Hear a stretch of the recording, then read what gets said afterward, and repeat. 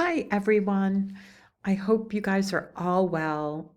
I wanted to send you this PowerPoint. It's a little long. It's mainly focused on the basement. However, I am putting in lots of things about the first floor that I'd love to talk more about when we meet next week or whenever works for you. I'm going to start out with the exterior because there's just a few things that I want to let Rob know about. So, anyway, the window schedule, which is right here, and then the door schedule, which is the sliding patio door. I think that the sliding patio door has too many lights in it. It's got 15 lights in it. I really think we should make this a 6 light, which means it would look like this. Let me show you here. It would look like this, 2, 4, 6 on each side, or like this, but not black. So it would be less busy and it would let in more natural light. And I think it could be beautiful. Rob has a very nice allowance on your exterior doors. So I really like the idea of that. I like the idea of these being like a simulated divided light, which means that they look very architectural and look like the wood goes right through the glass. They're really great for insulation and durability. So let me know your thoughts on that so that we can let Rob know yes on the 6 light. So this is 1, 2, 3, 4, 5, 6 light versus the 15 light, which I think would be a really great suggestion. You can just see here how busy this is. And these are all 6/6 windows. So I think it would work really, really well. The other thing with the windows is I want to talk to Rob and get a sense. The window pricing that he has on your allowance is about $1,500. So I think there's about 6 windows that we need. I would like to figure out what he was pricing out. I have here Pella, which we use almost always. This is a vinyl double hung, which is about $500 a piece. These are Anderson, which is absolutely beautiful, and they have like an architectural series. And this is just the 6/6, which gives you a sense of what that looks like. Our windows wouldn't be black, but it just gives you an idea of kind of the architectural value that a good window and good doors add to a project. So let's find out from him what he priced us out at. So for the front door, you have the door, and we had talked about changing that out. This is a Simpson door, which we use a lot. Love it. It's wood. And a lot of times we go with a Brosco door, which is fiberglass, which is right over here. Um, it's much better in terms of weather if you don't have an overhang, and it's less expensive, and so we use them a lot. This is the Brosco door that we've used at a project in Westwood. So we'll talk to Rob about that. One of the things that we should kind of look at is if we want 3/4 glass, which is like this, or half glass, which is like that. And this kind of 2/2 will go great with the windows that you currently have. I think it's a beautiful, even though it's not the 6/6, it has a great kind of simple look to it, which I love. So I'm going to refer back to this a lot. So your plans, which are amazing. It may make sense for me to send the first floor in a separate PowerPoint because this is pretty long. I would love the idea of doing for both floors kind of like a putty and a white, or a white and a putty. So as we get further along, you'll get a sense of what I mean. But I love this subtlety. I think it's beautiful. I think you can add anything to it, any color, artwork. You can add great furniture and window treatments and things that kind of pull it and bring it to life. I really want to talk more too when we meet about finishes and lights and faucetry and hardware, what you think you want for that, because that's going to make a big difference in how we pull everything together. But you'll see as we go along. So this is kind of that putty colored cabinet. And I thought this would be really beautiful upstairs on the first floor. I don't mean with black windows, and I don't mean any of this. Just like the cabinetry, I think is a beautiful color. I think with the flooring that we're looking at, I think it would be beautiful. I love it with these brass finishes, but again, that's totally up to you. So Rob had mentioned Pinnacle, which is a place in Walpole, and we went there and looked at these cabinets. And so this is just a very simple shaker cabinet, super, super pretty. This is a shaker cabinet with a beaded detail. This particular cabinet comes in this true white and then this off-white, but it also comes in this kind of putty color, which is what I was thinking for here, if you like it. We can also just do the white, which is great, and kind of work our way with that in different spaces. I love this picture, and it just kind of makes me think of the basement. I love how simple it is. If we did white cabinets down there and did subway tile, I think with some great light fixtures, I don't mean this one, I think it's super, super beautiful. I also wanted to show you some images of a standalone sink for the basement. I'll show you what that means without kind of going there right now, but just wanted to give you your thoughts on that. So this is the flooring that you have on the first floor, and this is what you have in the basement, and they work really well together.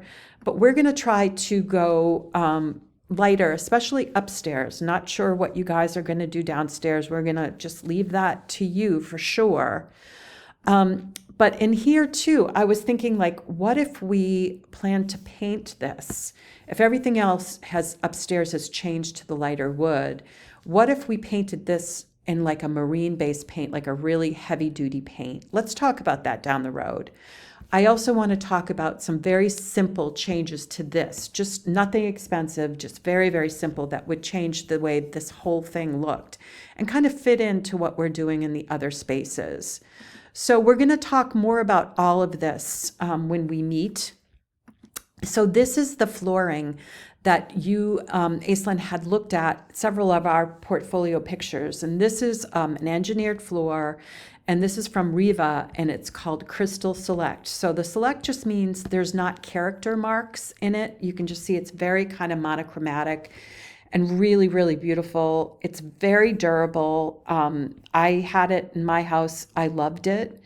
There's all of these different types or finishes. There's Select, and then there's character grade, and the Select is more expensive. The character has more character marks, and when we come and meet with you, we'll show you those. So then these right here, these samples right here are from a company. It's called Cortex Plus, and they are a laminate, so they're a composite material. They're not a true wood. We've used them several times on houses that are on the water, on the ocean, that have a lot of humidity, and also houses where they've had animals that they wanted extra protection. It's a lot less expensive than the engineered flooring, and it's really beautiful. But we have some samples of that to show you. These are some of them too. This is it. We did it in a house in Dover in the basement because they had moisture, but they also had pets. This is the Crystal Select. This is my house on the Cape before. And this is just absolutely beautiful. This is the one without the character mark, so it's a little more expensive. This is a project that we did in Portsmouth, New Hampshire. Super, super beautiful. This, you can see these marks. This is the character. So we will get a sample of this for you too, and this is engineered as well. All really great choices. For the stairs, let's talk about the simplicity of doing just like a white riser, and then the tread being whatever the hardwood that would match the engineered floor. So the engineered flooring is too thin, but if we did whatever would match that for the treads, that would look beautiful. So Rob had mentioned this company, Mirage, for engineered flooring, and he said that the pricing is really great. So again, we want to compare pricing for all of these so that you get to make the decision. This one right here, I went to a place and they didn't have samples, so I ordered some online and I haven't received them yet. It will be really interesting to find out where we're at in terms of one to another price wise. So for tile for the bathroom and also the backsplash, I think what makes the most sense is I have all these samples for us to look at when we meet. For the bathroom, so these are penny rounds. This is black, and then this is a white penny round, and these are kind of penny hexagons. And we can do this without this gray. We can do it in any kind of pattern that we want. Cost-wise, the penny rounds are very inexpensive, and they come in a sheet of 12 by 12, so it makes it easier to lay them on the floor. So they're economical as well as really beautiful. I love them. They have a nice kind of texture to them, so it makes it less likely that you would slip. We have all of these other kind of options. We have this 4x4 for the wall, or we have the simple white subway tile. That is really going to be our friend, especially in the bathroom where there's a lot of tile that is in the over here. Let me just show it to you. There's a lot of tile here. So we have tile here, and then we have tile in the shower, which is beautiful. For the bathroom, we're going to do a great faucet, and we'll do a handheld that's kind of hung lower so that you can make sure that you can shampoo the dog, which will be great. And then we'll do a glass door. So for here, we have a bunch of different iterations for here. We have we looked at this and thought, wouldn't it be great if we didn't have these upper cabinets here and we just did like open shelving, or did something that worked? I feel like this might be heavy. You may look at it and say, no, I really like that. But it's kind of similar to these pictures that we did in Laconia. I think it opens up the space if we eliminate those upper cabinets here. But like I said, we can totally keep those. We got pricing from IKEA and from Pinnacle. And Pinnacle is more expensive. However, they do install, and it's a better product than IKEA, but it's still a great product. So I'm going to go back to the tile because I definitely just jumped away from that. But so for the downstairs in that area here, I asked Gab to put into plan a couple of different iterations. So when you look at these plans, you're going to notice that this isn't this right here. This is the original with only an open shelf. You could do 2 open shelves. So from IKEA, they can't do this. They can't do this kind of thing right here. But what they can do is these 2 like pantry-esque doors that could work really well. They can't do this because this part right here wouldn't be deep enough for your microwave. So we either have to, if you wanted to go with IKEA, we either have to do something like this or find a different place for the microwave, or go with Pinnacle, which is a great idea. So I asked Gab to put into plan a couple of different things. So we moved along the sink over here so that we could do a ledge here for like sitting and eating. I also kept everything the same here, as far as like this right here, and did an island over here. I've also asked her to do a bigger island so that we could see. And these plans here are of your smaller sofa. So you can just kind of see, this is the console. This is the sectional, which is really too big for the space. It would be hard to kind of get in and around. But we did give you some other options for furniture for down there. So I'm curious to see your thoughts on that. With regards to the plan for down there, I also asked Gab to show us what it would look like if we did the kitchenette over here, which I really love. I love the idea of coming down the stairs and seeing this. I think that would be beautiful. However, then you lose that wall of the Murphy bed and storage. So that's kind of a negative for that. But these are just different iterations for using your sectional, in this space with the kitchen on the opposite side of the wall. This just shows I asked her to put into plan moving the sink down and then having a ledge here for like sitting and eating. But I think if we did the way Caitlin had originally had it and did a larger island, I think that could be super great. So here I asked Gabby to put into plan some furniture. So you had mentioned, Aislynn, that you weren't married to the other pieces, and to let you know. So these are from West Elm, and then I have some from CB2. So there's a West Elm in Burlington, and there's a CB2 in Boston, right near the Fenway. You could go and actually sit in these. These are all available in a performance fabric, which is great. So these are different sizes and different configurations. I really love this, and that particular one is this right here. So this is from West Elm, and so this has a chaise on each end. It's pretty long, and you can see here, this is almost 12 feet long here, and then has a chaise and a chaise here. Right now we have this table here that would be on wheels, that would be like island height, so that you could have like a little stool or a couple stools around it, which would look really, really great. And then we have Anne's console over here. We could do a sconce here and a sconce here. We could really kind of zhuzh it up, which would be fabulous. One thing that I wanted to ask you guys, and also ask Rob, is if we could do a pocket door here. I think because the bathroom's so narrow, it would help us with the space, because this is a really pretty configuration that we got pricing from IKEA and from Pinnacle. So anyway, so take a look at these and let us know your thoughts. These are the different sofas from West Elm that I think are really beautiful.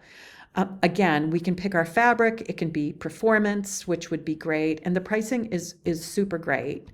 I love this. This is from CB2. It kind of has a vintagey feel to it. It's available in all different fabrics and performance fabrics. And this one too, super, super great. Has kind of a Mad Men-esque look to it. So you guys look at these and let me know which kitchen plan you like. If you like it as is, which I think is super great, or you like it maybe without those middle cabinets up above. So then for the wall over here, so the Murphy bed wall and the storage wall. So here Gab put in here, and these are just doors. These are smaller doors here. You can see here, this sketch is where the Murphy bed would be, and it would come out horizontally just like that.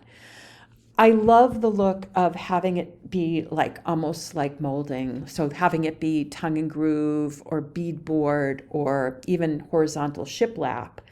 I think that could be beautiful. I also asked Gab to put into plan if we made this whole area, that wall. So it looks almost like that whole area is molding or beadboard or tongue and groove. And then we wouldn't do the same thing over here in the mudroom area, but we would do some really great hooks. We did a similar thing in our Laconia project, and I'll pull it up right now. So this was a very simple kind of thing to do. We actually took beadboard and we did some leather hooks, and then we took like a floating wooden shelf. Very, very simple for the basement. It was very economical, and I think that could be super, super great. So think of that as well. So then with regards to going back to the tile before I forget it again, when we meet next week or when we meet whatever works for you guys, we're going to look at all of these different options and put together the flooring and then put together the walls. This right here we use a lot. It's like a 2x10. It's porcelain ceramic, so it's really durable and really reasonable. Again, the penny rounds are super reasonable.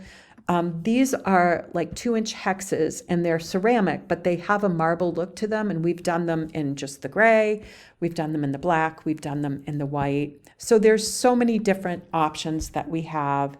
This is that brick tile that I showed you right here. It's really reasonable and really durable. And I think we could do this either on the floor upstairs, which would be beautiful, or we could do it downstairs, whatever you guys want. I actually adored this tile. This is, it's a ceramic tile, but it's supposed to look like terracotta. And we could do that on the floor upstairs. It's a little more expensive and you may not even like it and may like some of the other options that are more affordable. So just look at all of these, take some notes. Subway tile for the downstairs bathroom, walls, and the shower is going to be our friend. This is 3x6. It's about $230, $250 a square foot. Really, really reasonable. We can pick up on a great grout color to kind of have a contrast. This is the shower that we did. That's great. It has a little bit bigger subway tile, and this is a penny round. So we'll look at all of that. And this is the company from Pinnacle with the cabinets. So let's look at everything. So with the IKEA cabinets, when I said earlier that we couldn't do that pantry appliance garage, it's like this. This is what they have available. So it's a less deep cabinet. So I don't think we want that. But we can kind of look at some other really great options when we're looking at all of those and we look at the pricing. The IKEA pricing came in at about $6,000, and I'll show you the actual price for the cabinets that are listed right here. So it's actually $5,000. So it's just for here, these right here, and the butcher block countertop. But that doesn't include installation. It doesn't include shipping. It doesn't include a lot of different things. So we have to make sure when we look at that compared to Pinnacle that the prices, that it's apples to apples. They do have some beautiful butcher block. I also got butcher block from a couple of other places that we can look at. And we will definitely look at that as well. So for the IKEA, these are the cabinets that they have available. They're pretty. They're not pretty. They come in like a white shaker, which is pretty. They come in a more contemporary look. And these were our Pinnacle ones that are really beautiful too. So my suggestion would be to look at the different options that we're giving you today with taking out the center cabinets up above. And then let us price these with the appliance garage from Pinnacle and the cabinets, just to get a sense. I have a feeling we're going to be closer once we figure installation than we think. So these are just some different, these are the butcher blocks, and this is that tile that you really liked for the backsplash for upstairs probably. And this is a quartz, which is extremely durable. We'll talk more about that when we get into the first floor, which I'm going to send separately because this is getting probably to the point where you're starting to, feel like it's a little overwhelming. But we're going to talk all about this when we meet. When we meet, let's talk about the finishes, like I said earlier, that you like. If you like kind of the gold, if you like the silver, if you like the black, and that would be for mirrors, for lights, for hardware, for faucets. So we want to just kind of everything does not have to match, but we want to just kind of come up with a flow and a theme that works really well. I love this light for the bathroom and the basement. We would have it horizontally, so we would have it go this way, just like the elevation shows. Let me just pull that up so you can see what I'm talking about. It's a very affordable light. It comes in the 3 different finishes, so right up here. And then we would do whatever finish we would do this mirror in the same finish or in a different finish. And again, this would all be the subway tile, and then we're going to figure out what we like with regards to the Murphy bed wall, and then here as well. So we're going to put all of this together, and it's going to be just amazing. So when I almost hesitate to say this, but I was telling Gabby about it, and it is a little confusing. But when I said something about a standalone sink, I saw this at a house in a magazine, and I just loved it. And I thought it could be really cool for the basement. So this is like a stainless steel sink that has legs, and then we build the cabinets around it. I don't know if you can see it here too, right over here. It may be too much. You may think like, right over here too. You may think, no, I don't like that at all, which is totally fine. I just thought it was kind of an interesting look. And if we did that and then again built the cabinets around it, it could be kind of cool. But you might just say, nope, I really like the other way.